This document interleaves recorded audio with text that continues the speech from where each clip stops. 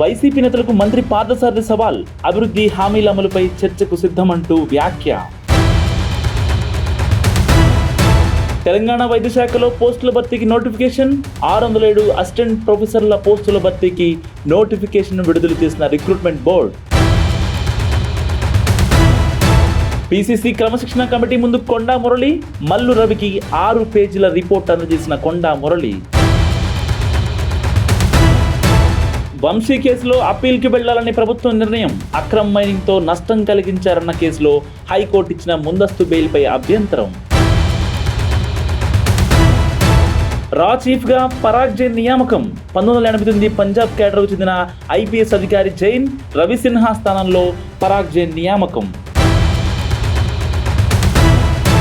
నిరుద్యోగ యువతను కాంగ్రెస్ ప్రభుత్వం మోసం చేసింది.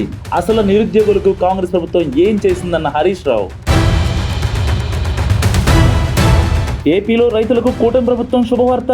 అన్నదాత సుఖీభవ హామీకి సంబంధించి రైతుల ఖాతాల్లో డబ్బులు వేసేందుకు ప్రణాళికలు. ఫోన్ ట్యాపింగ్ కేసులో నాపై అవాస్తవాలు ప్రచారం చేస్తున్నారు. వారిపై చట్టపరంగా చర్యలు తీసుకుంటారన్న కేటీఆర్.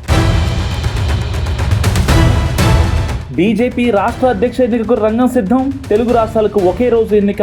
జూలై 1న అధ్యక్ష ప్రకటన. ఆ రోజే బాధ్యతల స్వీకరణ. రేపు తెలంగాణకు అమిత్ షా. పసుపు బోర్డు సహా పలు అభివృద్ధి కార్యక్రమాలకు ప్రారంభోత్సవాలు. పాకిస్తాన్లో ఆత్మాహుతి దాడి. 13 మంది సైనికులు మృతి. పసిడి ప్రియులకు శుభవార్త. 90,000కు దిగొచ్చిన బంగారం ధర. దేశమంతా విస్తరించిన నైరుతి రుతుపవనాలు. తెలుగు రాష్ట్రాల్లో అక్కడక్కడ భారీ వర్షాలు.